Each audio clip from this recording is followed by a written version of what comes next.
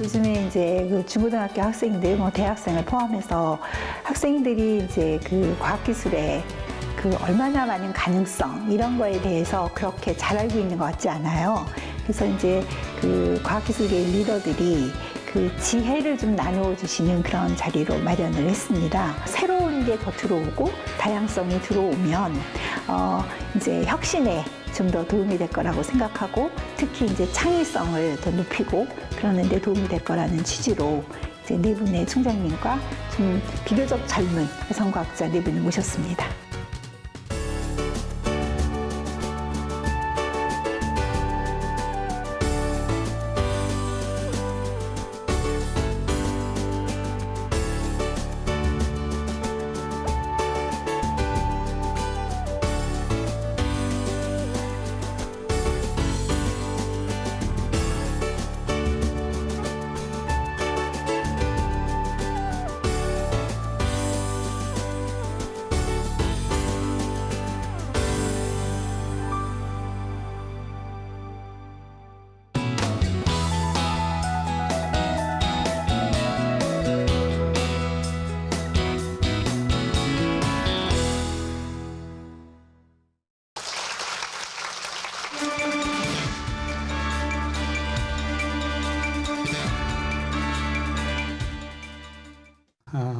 오늘 저는 그 지혜 나눔 강연회 첫 번째 강연자로서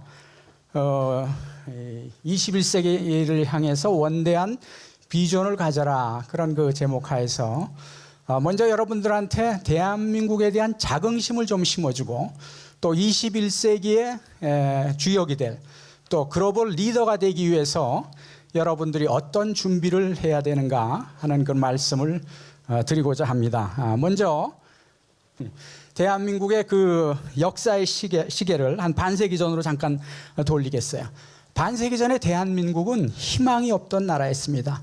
여기에 있는 사진들은 6.25 종전 직후에 찍은 몇 가지 사진입니다. 여러분들 이 구호 식량을 받기 위해서 깡통을 들고 있는 이런 어린이들을 보면서 잘 보시면 여러분들의 어머니, 아버지, 할머니, 할아버지일지도 몰라요. 저게 한국의 반세기 전의 그 모습입니다. 이런 데서 여러분들이 희망을 느낄 수 있겠어요? 그래서 이 한국 종전에 참가한 이 메가더 장군이 한국이 1세기 안에 재건되는 것은 불가능하다 그랬어요. 1952년에 53년에 한국의 1인당 국민소득은 67불, 10년이 지나서도 87불의 그런 최빈국이었습니다. 반세기 전뿐만 아니라 사반세기 전만 해도 대한민국은 세계에서 무시당하던 그런 나라였어요. 1986년에 한국의 엑셀 자동차가 미국에 첫 번째로 수출했을 때입니다. 그게 미국의 언론평이 뭐라고 그랬냐면 일회용 차, 붙어있는 건 다 떨어지는 차, 가면서 덜렁덜렁 하면서 떨어지니까. 근데 지금은 어떻습니까? 이제 세계 자동차 시장에 한국 기업이 5위의 점유율을 차지를 하고 있습니다. 우리가 자동차 하면 일본의 도요타죠. 그렇지만 지금은 이제 미국 시장만 빼놓고는 전 세계 시장을 한국이 더 도요타를 앞서고 있습니다. 반도체 산업을 볼까요? 한국 삼성이 반도체에 진출하겠다고 74년에 그렇게 선언을 했더니 일본에서 뭐라고 그랬냐면 일본 전자회사에서 후진국에서 무슨 첨단 반도체 산업을 겁없이 하는가 그랬어요. 그런데 어떻게 됐습니까? 지금은 세계 D램 반도체 시장에서 한국 기업이 1, 2위를 하고 점유율이 지금 68%입니다. 일본이 화가 나니까 일본이 이 NEC, 히다치, 미쓰비시 그 세 개 회사 합작한 소위 LP다는 회사를 만들어서 대항을 했지만 결국은 파산되고 작년에 법정 관리에 들어갔어요. 자, 그래서 우리가 이 반세기 만에 우리가 이룬 대한민국의 기적을 보면 우리가 70년대 산업화를 이루고 80년대 민주화를 이루고 90년대 정부화를 이루고 2000년대 국제화를 모두 성취한 세계 유일의 그런 국가입니다. 또 특별히 이제 놀랄만한 압축 성장을 통해서 세계 우리 최빈국에서 이런 이제 세계 경제 10위권의 나라로 된 소위 한강의 기적을 이룬 그런 그 나라이죠. 특별히 우리가 2차 대전 이후에 원조 수혜국에서 원조를 받던 나라에서 원조를 하는 원조 공역으로 전환된 세계 유일한 국가입니다. 특별히 우리 작년에는 193개의 독립국가 중에서 7번째로 20-50 클럽에 가입했습니다. 디스코 클럽이 아니에요. 그죠? 2만 불 5천만 클럽에 우리가 가입을 했습니다. 구체적인 우리가 통계 숫자를 한번 보면 GDP, 국민 총생산 측면에선 지난 반세기 만에 490배가 증가를 했어요. 수출액은 10,000배라는 엄청난 증가를 했어요. 국민소득은 260배의 증가를 했어요. 과학기술 측면에선 SCI 논문, 여러분 SCI 논문 아시죠? 우리는 대표적인 세계 대표적인 논문 그 색인이죠. 우리가 62년에 논문 한 편도 못 냈다가 77년에 34편을 내가지고 35년 만에 12,000배의 증가를 했어요. 미국 특허는 1980년에 처음 내기 시작을 해서 30년 만에 한 450배 그런 증가를 했어요. 그런 걸 보면서 제가 첫 번째 느낀 게 뭐냐면 반세기 만에 역사가 바뀌었구나. 그걸 느꼈어요. 그러고 나서 곧 느끼는 게 뭐냐면 반세기 후에는 역사가 다시 반전될 수 있다는 거예요. 반세기 만에 역사가 반전된 대표적인 나라가 어디입니까? 아르헨티나예요. 아르헨티나는 1950년까지 세계 경제 7대 강국이었어요. 그러다가 2000년대에 들어와서 국가 모라토리움, 국가 파산 선고를 한 거죠. 그러니까 우리나라도 지난 반세기 동안은 이제는 기적의 역사를 이루었지만 앞으로 반세기 후에는 어떻게 될지 몰라요. 그러니까 반세기란 역사가 한 나라의 흥망성쇠를 결정할 수 있는 그런 충분한 기간이라는 거죠. 그래서 반세기 후에 우리나라가 어떻게 될 거냐? 그거는 바로 여러분 같은 청소년, 소녀들이 미래를 어떻게 준비하느냐에 따라서 우리가 한국의 역사가 운명이 결정될 거랍니다. 그럼 우리나라가 닥칠 21세기의 도전 과제는 뭐냐? 첫 번째는 인구 고령화 문제. 2026년이 되면 인구의 20%가 65세 이상이 되는 초고령화 시대로 접어듭니다. 그러니까 여러분들이 4명이 1명을 먹여 살려야 될 그런 시대에 진입을 하는 거죠. 저성장. 우리가 7, 80년대에는 두 자리 숫자로 성장을 했죠. 이제는 2012년부터 이 성장률이 2%밖에 안 돼요. 이게 앞으로 30년은 지속한다고 그렇게 보고 있는 거죠. 에너지 위기. 올해도 우리가 전력난으로 얼마나 어려웠습니까? 우리의 에너지는 97%가 해외 의존을 하고 있어요. 식량 위기. 우리가 잘 먹고 잘 사는 것 같지만 식량 자급률이 25%밖에 지금 되지를 않습니다. 지구온난화. 우리는 그 지구에서 조그만 땅덩어리니까 저거 피해가기 힘들죠. 2050년이면 지금 온도 상승으로 보면 2, 3도가 올라갈 거고 인류 생태계의 20, 30%가 멸종을 할 그런 예정입니다. 우수 학생 이공계 기피. 저는 저거를 우리나라의 국가의 미래를 생각할 때 적신호다 그렇게 생각을 해요. 또 중소기업 경쟁력 제고가 큰 이슈입니다. 우리나라는 우리나라 대기업 몇 개가 쓰러지면 우리나라 전체가 흔들려요. 중국의 추격과 비상. 이건 굉장히 놀랍게 발전을 하고 있죠. 지금 보고서는 벌써 중국 2025년이면 세계 1위 국가가 된다고 예측할 정도로 빠르게 지금 하고 있어요. 남북 통일의 문제. 통일이 돼도 문제고 안 돼도 문제죠. 안 되면 뭐가 문제입니까? 해킹 위험, 핵 위험 문제죠. 되면 뭐가 문제입니까? 경제적인 어려움을 겪을 거예요. 지금 1인당 국민소득의 차이는 30대 1의 차이를 보이고 있어요. 그걸 여러분들이 지금 감당을 해야 되는 거죠. 그래서 이걸 보면 결국은 이 국가의 도전과제 해결의 근간이 어디에 있냐면 과학기술에 있다는 거죠. 그래서 국가의 생존, 번영, 안전, 복지가 모두 과학기술에 달려있다고 그렇게 이렇게 볼 수가 있어요. 그럼 앞으로 21세기 이 대한민국에 필요한 인재가 뭐냐? 이런 국가의 지금 상황 또 국가의 위상을 생각할 때 어떤 인재가 필요하냐? 저는 3C 인재가 필요하다고 그렇게 얘기를 합니다. 첫 번째 C는 뭐냐면 크리에이티비티. 그래서 새로운 지식을 창출하는 인재. 그러니까 여러분들은 남이 하는 것을 쫓아간다고 생각하면 이제는 21세기 필요한 인재가 아니에요. 내가 뭔가 새로운 걸 하겠다. 내 친구하고 다른 답을 내겠다. 이런 생각들을 계속을 해야 돼요. 두 번째 C는 contribution. 국가와 세계 발전에 기여하는 인재. 우리 시대 때는 그냥 먹고 살기 바빴는데 여러분 시대 때는 어떻게 하면 내가 국가의 발전과 세계의 발전을 기여할 거냐. 그거를 생각을 해야 돼요. 세 번째는 케어하는 자. 결국 앞서가는 사람은 뭐냐면 이웃과 사회, 다른 나라를 배려하는 그런 인재입니다. 그런 인재를 여러분들이 꿈꾸셔야 될 거라고 생각을 해요. 그럼 이런 인재가 되기 위해서 여러분들은 여러분 시절에 어떤 준비를 해야 되느냐. 첫 번째 여러분들한테 제가 챌린지하고 싶은 거는 원대한 비전을 가지라는 거죠. 그러니까 청소년 시절에 자신의 비전, 목표를 구체적으로 설정하는 게 매우 중요합니다. 왜냐하면 미래는 꿈꾸는 사람에 의해서 이루어지기 때문입니다. 반세기 전에 대한민국 청소년들의 비전과 꿈이 뭐였어요? 어떻게 하면 배고픔, 이 가난에서 탈출을 하려고 그랬어요. 그죠? 아주 재미있는 통계가 보면 1964년 대학생 설문조사에서 35년 후에 우리나라 국민소득이 얼마냐? 300불이라 그랬어요. 우린 10,000불이었단 말이에요. 그만큼 미래에 대한 희망과 자신이 없었어요. 2049년 여러분들의 성장의 상승할 때죠. 국민소득을 500불로 예상을 했어요. 그러니까 이런 사람들한테 세계와 역사에 영향을 미쳐라. 이거 말이 안 되는 거죠. 그죠? 그렇지만 여러분들은 선진국 직전에 있기 때문에 이제 대한민국 청소년, 소녀들은 국가와 세계 발전에 기여하는 사람이 돼야 돼요. 두 번째는 남들이 가지 않는 길을 가라. Take the road not taken. 그러니까 어떻게든지 남들이 가지 않는 도전 정신, 그런 정신들을 여러분들이 가지고 있어야 돼요. 그러니까 우리가 양적으로는 세계 10위권에 지금 올라와 있어요. 상적으로는. 그럼 어떻게 할 거냐? 우리가 질적으로는 굉장히 지금 문제가 되고 있다는 거야. 질적으로는 굉장히 갈 길이 멀다. 우리가 과학 분야도 보면 우리가 세계에서 먼저 이렇게 선도해 나가는 이런 분야가 극히 드뭅니다.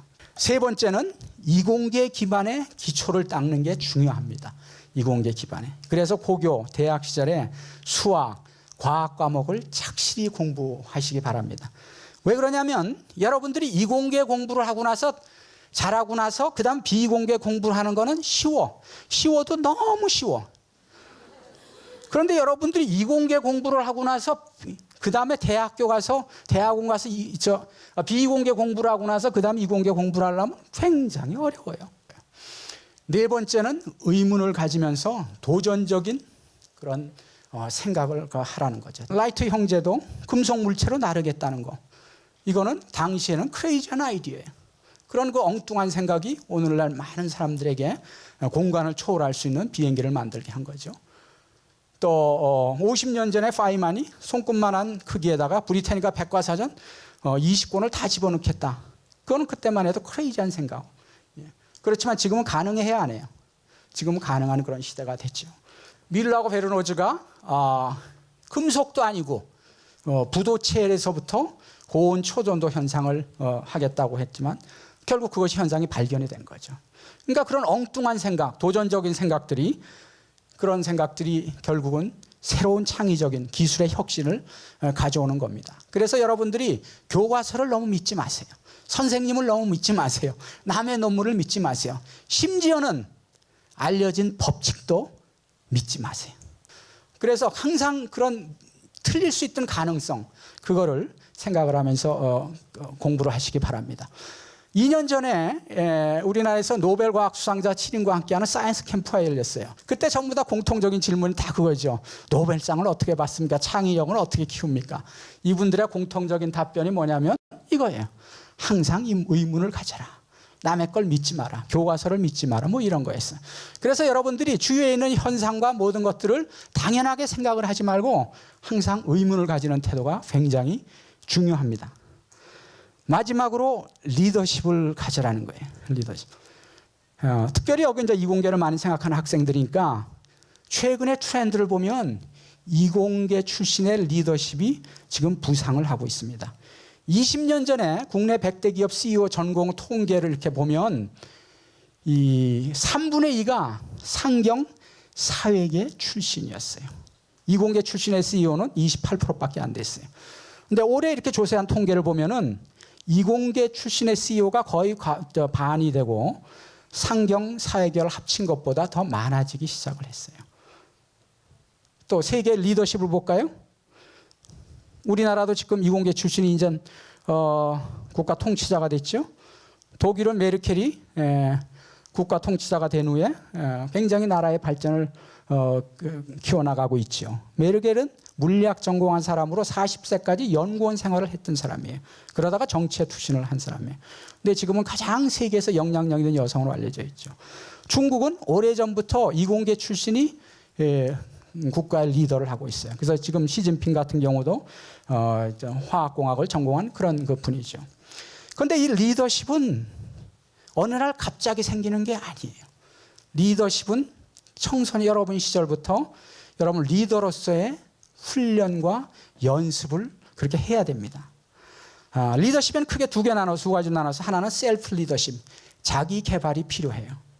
자기 개발에서 제일 중요한 건 21세기 여러분들이 살아갈 때 첫 번째는 전문성이에요. 그래서 내가 이 세부적인 요거 하나는 우리나라에서 내가 최고다는 자신감을 가져야 돼요. 이제는 우리나라에서 최고라 그러면 세계에서도 알아줘요. 왜냐하면 그만큼 우리나라의 위상이 높아졌기 때문에. 그래서 뭐든지 그게 무엇이든지 간에 여러분들이 한 가지를 잘하려고 하는 그런 전문성을 키우는 게 중요해요. 거기에 뭐 체력, 감성이 중요하고 또 하나 강조하고 싶은 거는 시간 관리 습관이에요. 타임 매니지먼트. 그래서 리더는 굉장히 바쁜 사람이에요. 우리 총장님들 여기 네 분 오셨지만 굉장히 바쁜 분들이에요. 근데 이분들이 한 가지 갖춘 그 능력은 시간 관리를 굉장히 잘한다는 거죠. 그런 면에서 여러분들이 그 타임 스케줄을 짜는 게 굉장히 중요합니다. 리더십의 또 하나는 소셜 리더십이에요. 이거는 사회성 개발이에요. 리더는 혼자 사는 게 아니잖아요. 항상 남들과 함께 살고 남들을 끌고 가야 되기 때문에 거기에 필요한 게 배려 정신이에요. 그 다음에 책임감이 중요해요. 그 다음에 또 중요한 게 의사소통 능력이 굉장히 중요해요. 앞으로 여러분들이 성인이 되면 남들이 여러분의 의견을 3분 이상 안 듣는다고 생각을 하셔야 돼요. 그러니까 3분 안에 모든 것들이 여러분의 생각이나 아이디어가 전달이 돼야 됩니다. 그래서 의사소통 함양을 하고 거기에 통속력을 함양하고 그래서 여러분들이 궁극적으로 여러분들한테 제가 원하는 리더십은 아크형 리더가 되면 좋겠다는 거예요. 아크형 리더는 첫 번째는 전문가 능력, 프로페셔널 어빌리티를 가진 사람. 두 번째는 공적인 책임감을 가진 사람, 퍼블릭 리스폰서빌리티. 세 번째는 사회적인 배려심, 소셜 케어를 가진 사람. 그런 그 리더를 여러분들이 꿈꾸면 좋겠다는 생각이 듭니다. 그래서 제가 이제 디지스트의 초대 총장으로서 우리 학생들을 이런 아크형 리더를 키우려고 우리 정문에다 조형물도 이 아크형으로 세웠죠. 저게 원으로 세우려다가 돈이 모자라서 아크형 한 거 아니에요. 저게 뭐냐면 우리가 아크형 리더를 키우자 해서 어빌리티, 리스폰서빌리티, 케어의 그런 인재를 양성하겠다는 생각이 듭니다.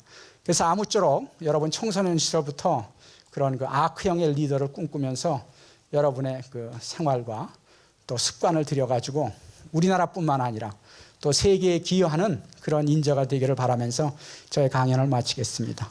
경청해 주셔서 감사합니다.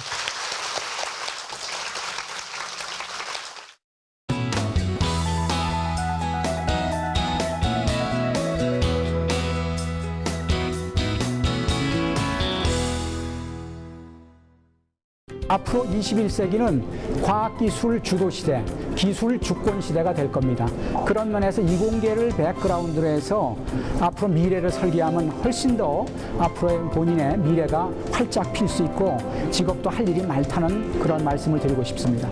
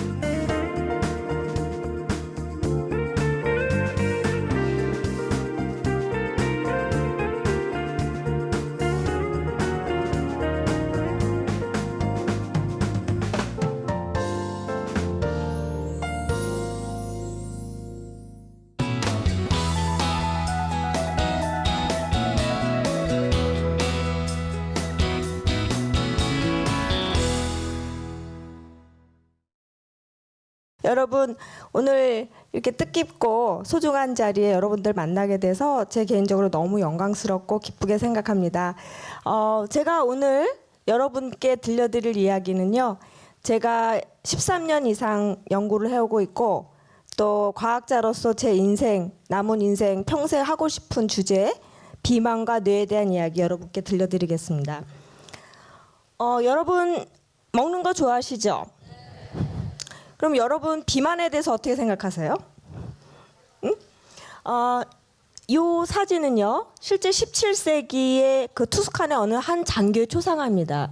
그 중세 시대만 하더라도 비만이라는 게 부의 상징이었다고 합니다. 근데 현재는 어때요? 우리 국내 어느 한 영화에서 다뤄졌는데 약간 왜곡되고 과장된 표현이 있었지만 비만이 결국 한 사람의 이 삶의 성공 여부를 좌지우지하는 결국 더 이상의 그 부의 상징이 아니고 외모적인 면에서 부정적인 시각을 강조하는 그런 현실이 되어버렸어요. 근데 제가 생각하는 비만이라는 것은 사실은 여러 가지 그 합병증을 유발하면서 때때로 우리의 생명을 앗아가는 아주 치명적인 그런 병이라고 생각을 합니다. 여러분들한테 약간 재미있는 패러디된 그림 하나 소개할게요. 그 진화적인 관점에서 보면 그 직립보행을 이룩한 우리 인류 사회가 어느덧 이렇게 콜라를 쥐고 있는 그 어떤 비만화의 그런 진화 단계를 밟고 있는가 하는 우려가 나올 정도로 세계적으로 이 비만도가 상당히 문제가 되고 있습니다. 비만이다 그러면은 과다한 체지방을 갖고 있는 상태인데 이것을 의학적으로 정의하기 위해서 체질량 지수 영어로는 바디 매스 인덱스 BMI라고 하는데 요거는 그 여러분들의 체중을 키의 제곱으로 나눈 값이 되겠습니다. 그래서 표에서 보시면 아시다시피 정상인 것은 BMI가 18에서 23 사이 그리고 23에서 25가 과체중이고요. 25 이상의 BMI를 가지게 될 때 비만이라고 정의를 합니다. 그래서 예를 들면 여러분들 키 160에 체중 65kg이다. 그럼 BMI가 25.4가 나오는데 이것은 1단계 비만으로 진입했다고 생각하시면 됩니다. 근데 이러한 규정은 사실 한국을 포함한 아시아권에서 이렇게 규정을 짓고요. 세계보건기구에서 그 말하는 그 BMI가 30 이상이 비만이라고 정의되어지고 있습니다. 자, 그러면은 세계보건기구 얘기가 나왔는데 사실 전 세계 인류 중에 얼마 정도가 비만일 것 같아요? 여러분들 생각에 지금 현재 그 통계 잘 모르시죠? 지금 현재 10억 이상이 과체중이고요. 그다음에 3억 이상이 비만이라고 지금 그 통계 조사가 나와 있습니다. 그렇다면은 가장 세계에서 뚱뚱한 나라가 어딜까요? 그쵸, 미국입니다. 그래서 이 표는 BMI 30 이상인 그 성인을 기준으로 했을 때 각 나라의 인구 중에 비만 인구를 표시한 거예요. 그래서 미국이 31%, 그 뒤가 멕시코, 영국 순이고요. 저희 나라는 일본과 더불어 전체 인구 3%가 비만 인구로 집계되고 있습니다. 하지만 이제 저희 나라의 경우에도 그 과체중 그 인구 비율을 보게 되면 2010년에 이미 전체 인구의 30%가 과체중이고요. 그다음에 미국은 벌써 70%에 육박하고 있습니다. 그래서 이러한 그 세계적으로 과체중 인구 비율은 계속 지속적으로 늘어날 전망입니다. 그래서 이제 뭐 언론 그 신문이나 방송 등의 언론의 보고를 보면은 비만 환자의 취업률을 보면 상당히 심각하게 실업률이 높고요.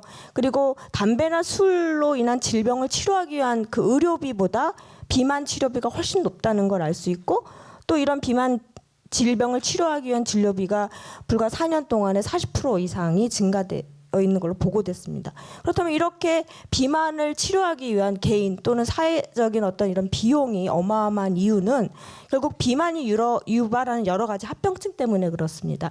여러분들 아마 이 병 중에서 모르시는 것도 있겠지만 많이 들어본 것도 있을 거예요.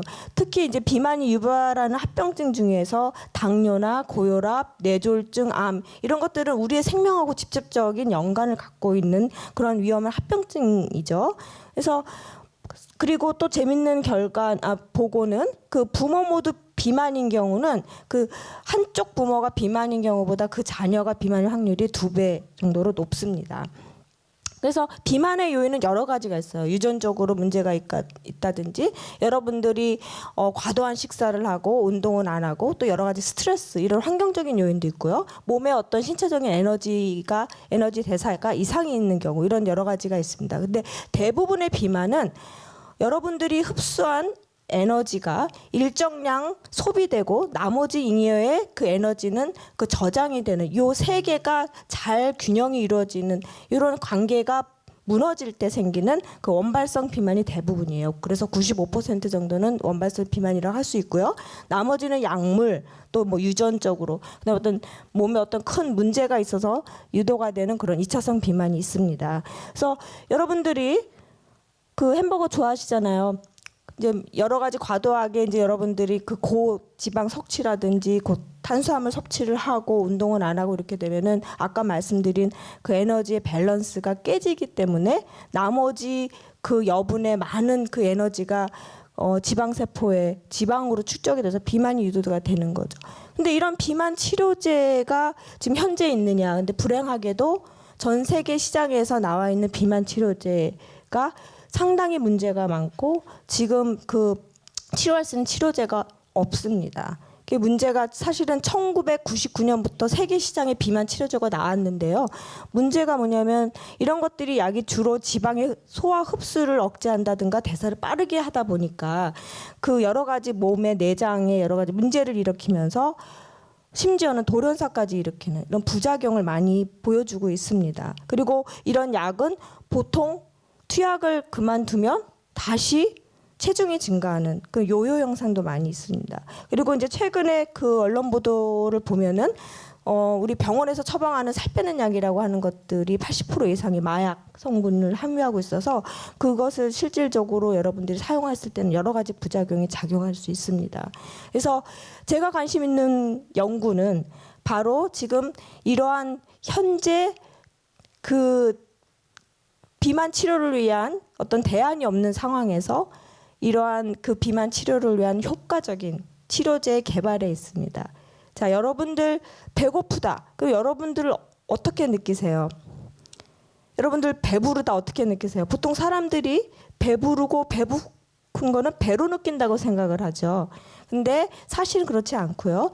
배 위에 이 머리 밑에 여러 가지 장기에서 그다음에 이 머리하고의 여러 가지의 그 상호 신호를 전달을 하면서 만들어낸 합장품이 바로 배고프고 배부름입니다. 그리고 여러분들이 뭘 먹을지, 그다음에 얼마만큼 먹을지 이런 식욕에 대한 조절은 바로 머리에서 일어나는 겁니다. 그래서 저는 이런 어떤 식욕을 조절함으로써 비만 치료의 새로운 어떤 치료제 개발을 위해서 연구를 하고 있습니다. 그래서 여러분들 이제 브레인 뇌가 나왔어요. 여러분들 많이들 아시겠지만 그 뇌는 크게 대뇌, 소뇌, 뇌간으로 나누고 있죠. 근데 여러분들 이 뇌가 뇌의 무게가 1.4kg이라는 건 여러분들 아셨는지 모르겠어요. 사실 여러분들 체중을 따졌을 때 상당히 가벼운 측에 속하죠. 근데 이러한 1.4kg의 그 브레인, 뇌가 하는 일은 어마어마합니다. 여기서 다 다룰 수가 없지만 여러 가지 여러분들의 어떤 운동, 어떤 감각 또는 학습, 감정 여러 가지 몸에 거의 인간이 하는 여러 가지 행동을 다 통제하고 조절하는 것이 뇌가 되겠습니다. 그중에서 오늘은 이 뇌의 한 부분인 시상하부, 하이포탈라머스라는 부분에 초점을 줄게요. 왜냐하면 이 시상하부가 바로 식욕을 조절하는 뇌의 중추 역할을 하기 때문입니다. 그래서 아까 말씀드린 신체와 뇌의 어떤 상호 그 신호 전달과 서로의 그 어떤 커뮤니케이션이 중요하다 그랬는데 그럼 신체에서 들어오는 뇌로 들어가는 신호가 뭘까? 그것이 바로 이런 비만 유전자 렙틴의 발견으로 알려졌습니다. 그 렙틴이라고 하는 것은 그 그리스어의 렙토스고요. 이거는 마르다라는 뜻을 갖고 있어요. 이건 지방 세포에서 분비되는 이제 호르몬인데 그 과학자들이 유전자 조작을 통해서 이 렙틴이라는 그 호르몬이 만들어지지 않은 쥐를 만들어냈어요. 그랬더니 보니까 정상인 오른쪽 쥐에 비해서 상당히 뚱뚱하고 그다음에 엄청 많이 먹는 그런 쥐가 만들어진 걸 알았어요. 그래서 사람들이 이 렙틴이 결국 식욕을 억제하는 그런 물질이구나라는 걸 발견을 했습니다. 근데 여기서 이제 한 가지 재밌는 게, 그렇다면 뚱뚱한 사람은 렙틴이 없어야 되잖아요. 근데 일반적인 사람이나 동물, 즉 렙틴이라는 유전자는 정상적으로 갖고 있는 경우에는 반대로 렙틴이 상당히 정상 수치보다 높습니다. 그거는 완전히 반대되는 결과죠. 그럼 그게 왜 그럴까? 이제 그것이 바로 렙틴 저항성으로 설명이 됩니다. 그래서 정상적인 경우에는 렙틴이 시상하부에 가서 식욕을 억제해야 되는데, 뚱뚱한 사람의 경우는 이 렙틴이라는 게 지방이 많아지면서 점점 분비되는 호르몬이거든요. 이게 많다 보니까 식욕을 자꾸 억제해줘야 되는데 많은 이유 때문에 몸에서는 이 렙틴에 대한 저항성이 생겨요. 그래서 식욕을 결국 줄이지 못하고 계속 먹게 되는 거죠. 그래서 이런 렙틴의 역할과 근접하게 식욕을 줄이는, 억제하는 그런 호르몬이 또 하나 있는데 그게 인슐린이에요. 그래서 여러분들이 아마 인슐린이라는 거는 많이들 상식적으로 알고 있을 것 같은데, 사실 인슐린이라는 건 우리 몸의 췌장 베타 세포에서 만들어지죠.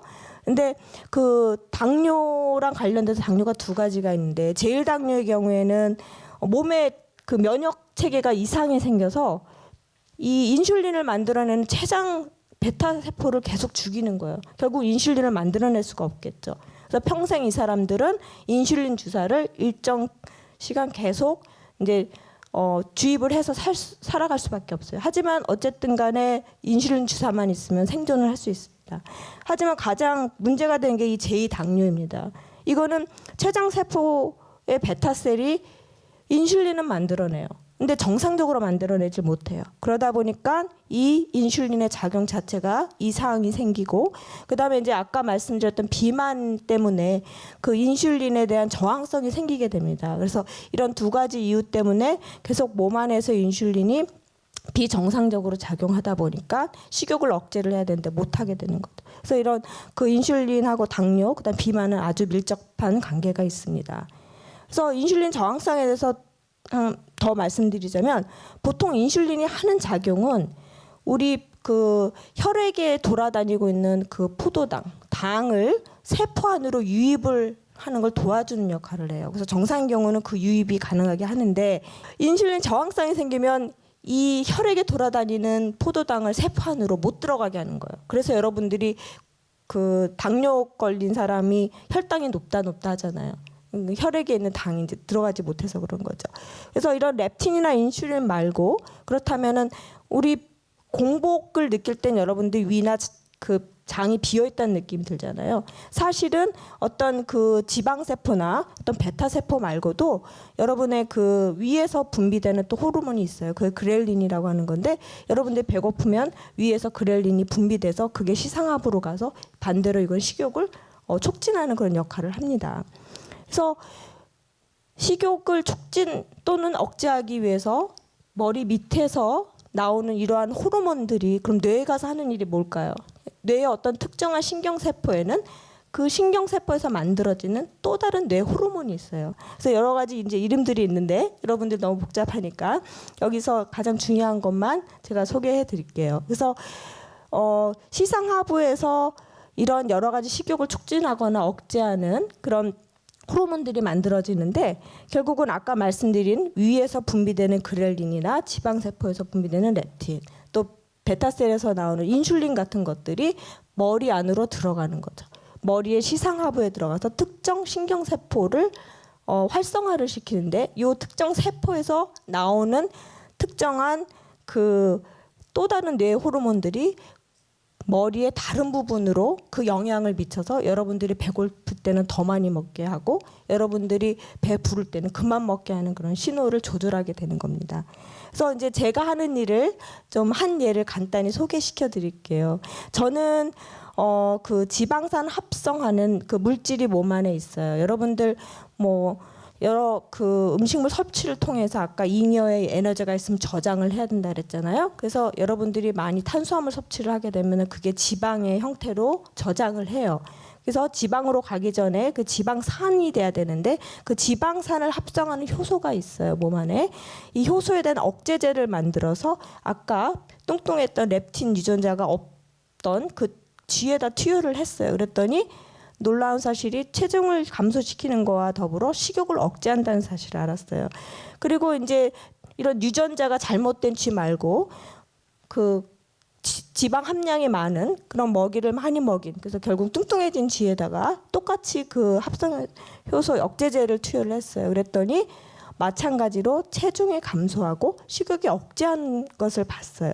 그리고 한 가지 재미있는 게 이런 뚱뚱한 쥐에다가 그 지방산 합성효소 억제제를 하루에 한 번씩 열흘간 계속 투여를 하고 그 다음에는 투여를 중지해봤어요. 그랬더니 그 투여를 한 쥐가 투여를 하지 않은 쥐보다 훨씬 체중 감소가 있었고 그 감소가 계속 이후에 열흘 이후 15일 이후까지도 계속 그 감소된 체중이 유지가 된다라는 것을 알 수 있었어요. 그래서 이런 실험들을 통해서 사실 이 실험은 이 연구는 제가 박사학위 하고 나서 이후에 진행한 실험들이고 연구였는데 결국은 제가 이 연구 주제를 평생 동안 하고 싶은 주제가 됐습니다.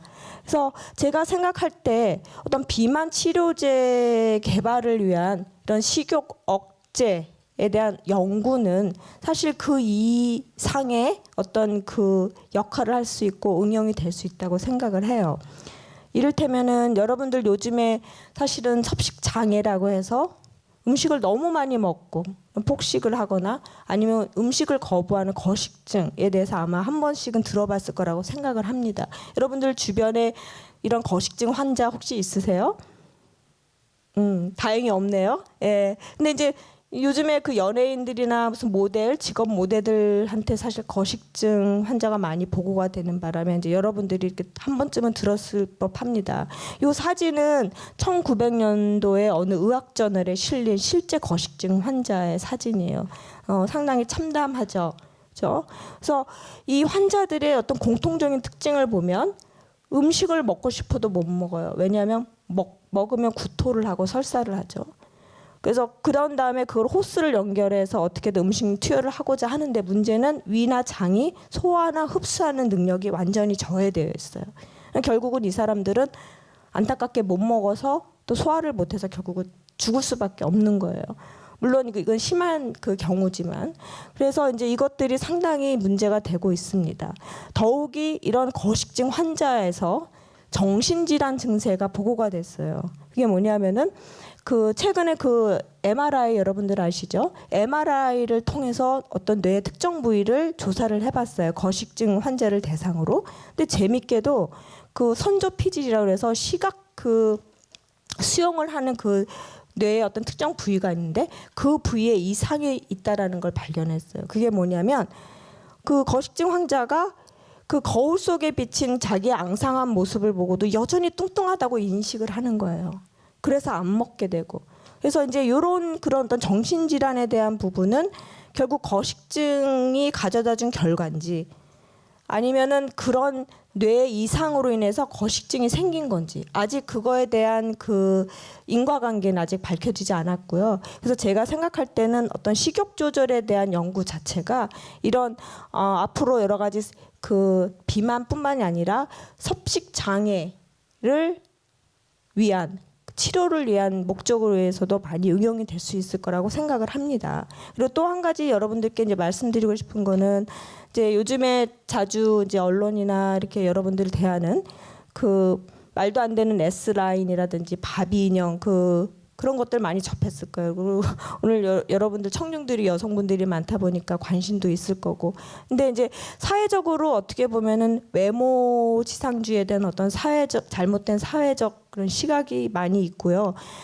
그 다음에 그 비만을 바라보는 어떤 혐오의 대상으로 바라보는 어떤 편견 그리고 이런 제가 생각할 때는 그런 편견과 시각들이 변화가 돼야 될 것 같고 비만이나 이런 섭식장애를 이제는 질병으로 인식하고 이런 사람들을 대상으로 이 사람들을 적극적으로 도와주려는 어떤 사회적인 노력과 함께 저와 같은 과학자는 어떤 생물학적, 과학적 연구 토대를 가지고 이에 대한 치료 방법을 개발하는 것이 결국 비만이나 이런 섭식장애의 어떤 여러 가지 문제를 극복할 수 있을지 않을까라고 생각을 합니다. 그래서 제가 오늘 이제 톡을 마치면서 마지막으로 바라는 조그마한 소망은 오늘 이 자리에 오신 여러분들 그 누군가가 이런 분야에 관심을 갖고 연구를 하고자 하는 마음이 생기지 않을까라는 작은 기대를 한번 하면서 저의 그 세미나를 마치겠습니다.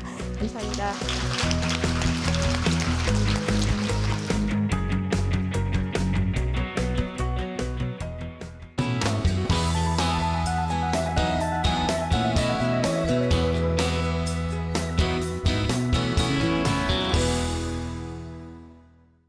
그 청소년들이 요즘 사실 외모에 관심도 많고 또 어떤 비만이나 이런 것들에는 관심이 많은데 제가 볼 때는 어떤 사회적인 어떤 편견이나 또 어떤 그 잘못된 그 생각들로 인해서 청소년들이 또 잘못 또 인도되는 부분이 없지 않아 있다고 봅니다. 그래서 비만이라는 것이 어떤 그 외모의 관점에서 보지 말고 그것들이 질병으로 이해되고 결국은 그런 것들을 사회적인 노력과 또 이런 과학적 지식을 토대로 해서 그것들을 극복할 수 있는 그런 방안을 제시를 하면서 청소년 여러분들도 그런 것에 좀 더 사회적인 관점이 아닌 좀 더 과학적이고 어떤 그런 의학적인 관점에서 같이 봤으면 좋겠습니다.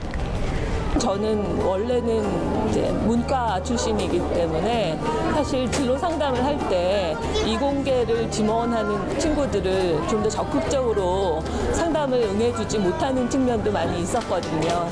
다양한 이공계 분야들에 대해서 자세히 좀 알 수 있게 되었고요. 또 그분들의 실제 생활을 통해 가지고 학생들한테 이런 쪽으로 진로를 설계할 때 도움을 줄 수 있겠구나 그런 생각을 할 수 있었어요. 제가 과학의 꿈은 있지만 아직 정확한 계획이 없는데 그 강연을 들으면서 제가 계획을 좀 더 체계적으로 쌓아갈 수 있는 계기가 된 것 같아요.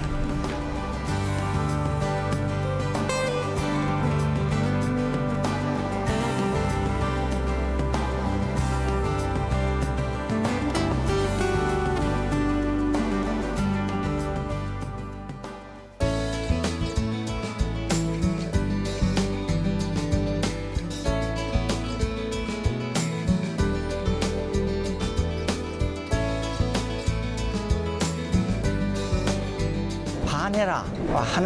좋아하는 일을 해라.